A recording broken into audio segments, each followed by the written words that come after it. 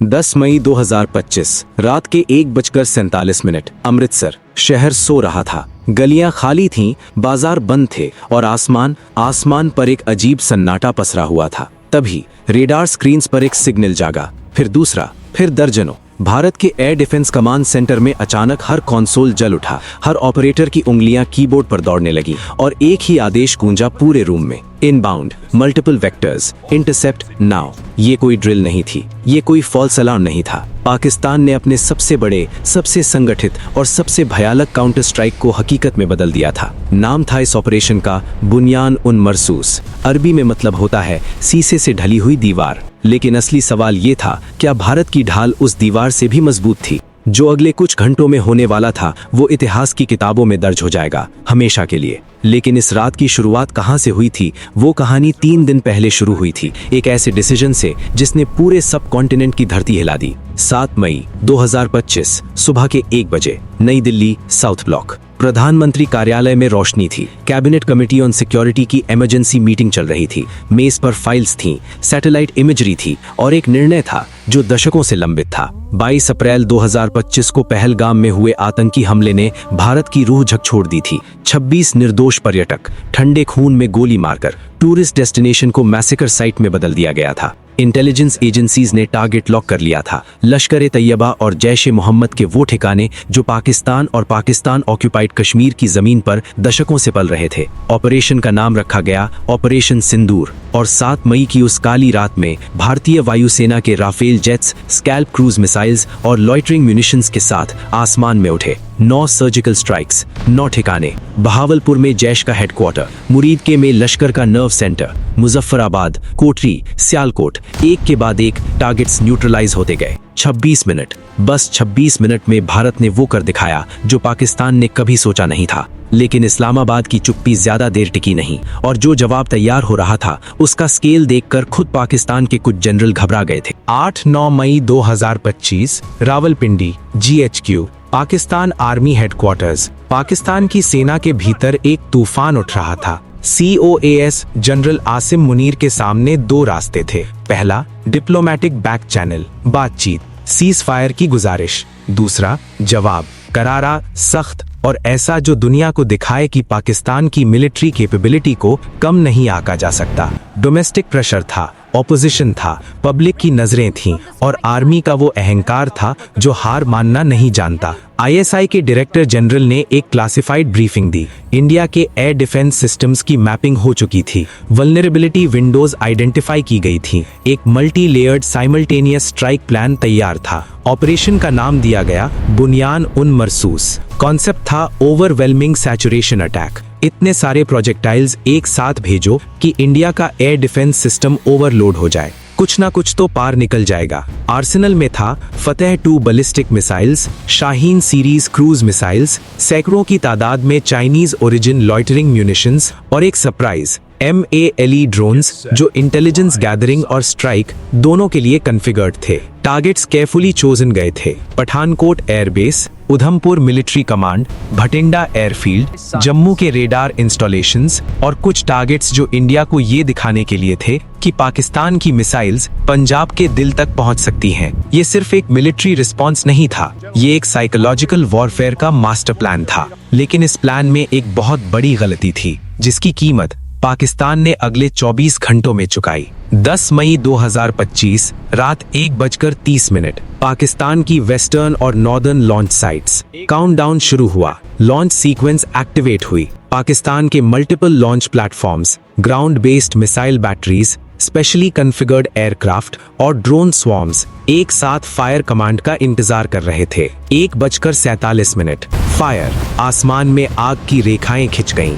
पाकिस्तान के ISPR ने बाद में दावा किया 24 लोकेशंस को टारगेट किया गया। Shaheen 1A missiles, Fateh 2 tactical ballistic missiles, dozens of kamikaze drones. ये था बुनियान उन मरसूस, शीशे की दीवार हवा में। लेकिन भारत वहां नहीं था जहां पाकिस्तान ने सोचा था, क्योंकि इंडिया की इंटेलिजेंस ने वो देखा था जो पाकिस्तान देखने नहीं देना चाहता था। 10 मई रात 1 बजे भारत का इंटीग्रेटेड एयर कमांड और डिफेंस नेटवर्क भारत सो नहीं रहा था। सिगिंट सिग्नल्स इंटेलिजेंस ने पाकिस्तान की लॉन्च प्रिपरेशन 72 घंटे पहले ही डिटेक्ट कर ली थी। GSAT-7 और RESAT-2V जैसे मिलिट्री सैटेलाइट्स पाकिस्तान के मिसाइल साइट्स को रियल टाइम मॉनिटर कर रहे थे। RAW के सोर्सेज ने रावलपिंडी से कंफर्मेशन दे दी थी। नॉर्दर्न कमांड, वेस्टर्न कमांड दोनों फुल कॉम्बैट अलर्ट पर थे। अब जो भारत की एयर डिफेंस आर्किटेक्चर थी वो इस मोमेंट के लिए डिजाइन की गई थी। पहली लेयर S-400 ट्रायम्फ, रशिया से अक्वायर्ड ये सिस्टम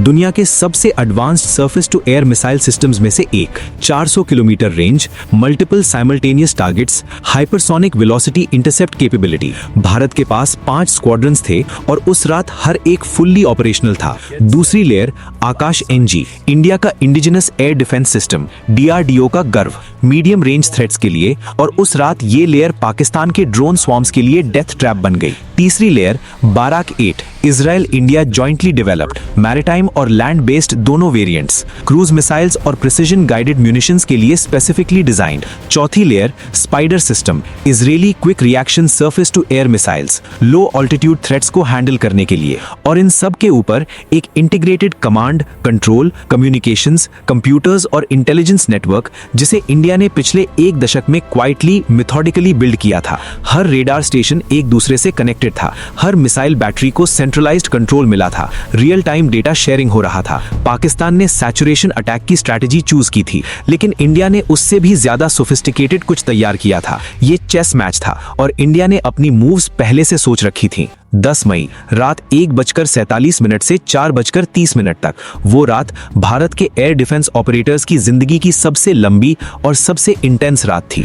S-400 के रेडार ने पहले फतेह 2 मिसाइल्स लॉक किए। बैलिस्टिक ट्रैजेक्टरी, हाई स्पीड लेकिन predictable, track, calculate, launch, intercept, एक के बाद एक मिसाइल्स को मिड एयर डिस्ट्रॉय किया गया। कुछ राजस्थान के ऊपर, कुछ पंजाब के आसमान में, डेब्रिस गिरी वीरान इलाकों में। फिर आए क्रूज मिसाइल्स, ये ज्यादा खतरनाक थे। Low altitude, terrain hugging flight path, radar से बचने की कोशिश, लेकिन बैराक-8 और स्पाइडर ने इन्हें भी ट्रैक किया। जैमिंग नहीं हुई, लॉक ब्रोकन नहीं हुई। Intercept, intercept, intercept. ड्रोन स्वॉर्म्स सबसे बड़ी टैक्टिकल चैलेंज थे। चाइनीज मेड लॉइटरिंग म्यूनिशंस, छोटे, फास्ट और बड़ी संख्या में। आकाश NG ने यहाँ अपनी असली ताकत दिखाई। Multiple engagement capability, electronic counter measures. कुछ ड्रोन्स जैमिंग से न्यूट्रलाइज हुए, कुछ किनेटिकली डिस्ट्रॉय हुए। रैकेज मिला राजस्थान के बॉर्डर डिस्ट्रिक्ट्स में, कुछ टुकड़े पंजाब की खेतों में। एविडेंस था ओवरवेलमिंग। भारत सरकार ने फॉरेन जर्नलिस्ट्स को डेब्रिस दिखाया, सैटेलाइट कोऑर्डिनेट्स, इंपैक्ट एनालिसिस, और फिर वो नंबर आया जो पाकिस्तान के लिए सबसे बड़ा ह्यूमिलिएशन था।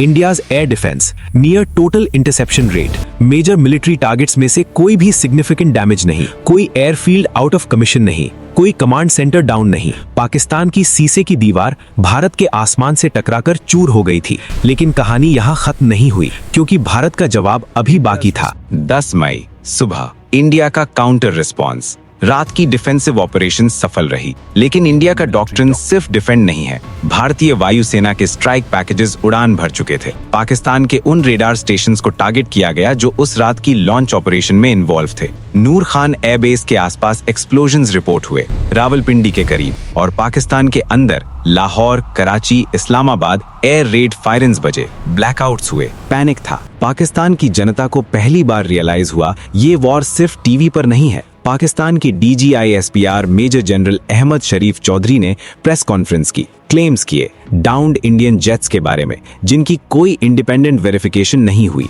इंडिया ने एक काम किया जो डिप्लोमेटिक वर्ल्ड में रेयर है। मिनिस्ट्री ऑफ एक्सटर्नल अफेयर्स ने एक प्रिसाइज फैक्चुअल ब्रीफिंग दी। फॉरेन सेक्रेटरी विक्रम मिस्री ने डॉक्यूमेंटेड एविडेंस रखा, drone debris, missile fragments, GPS coordinates. दुनिया देख रही थी और दुनिया को समझ आ रहा था इस कॉन्फ्लिक्ट में एसिमेट्री किसके पक्ष में थी। 10-11 मई 2025 डिप्लोमेटिक बैक चैनल्स। जब मिसाइल्स उड़ रही थीं, उसी वक्त एक और युद्ध चल रहा था, डिप्लोमेटिक वॉर। वॉशिंगटन में स्टेट डिपार्टमेंट के ऑफिशियल्स ने रात भर कॉल्स की। सऊदी अरेबिया के फॉरेन मिनिस्टर ने दोनों देशों के काउंटरपार्ट से बात की। UAE का चैनल एक्टिव हुआ। टर्की ने मीडिएशन की ऑफर दी, लेकिन सबसे क्रिटिकल रोल था यूनाइटेड स्टेट्स का। CIA डायरेक्टर और NSA के ऑफिशियल्स ने डायरेक्ट लाइन मेंटेन की, दोनों कैपिटल से। न्यूक्लियर सिग्नल्स इंटेलिजेंस मॉनिटरिंग पर पर्टिकुलर फोकस था, क्योंकि जो सबसे बड़ा डर था वो ये था कि अगर कन्वेंशनल वॉर और एस्केलेट हुआ तो दोनों देशों के पास न्यूक्लियर आर्सेनल्स हैं।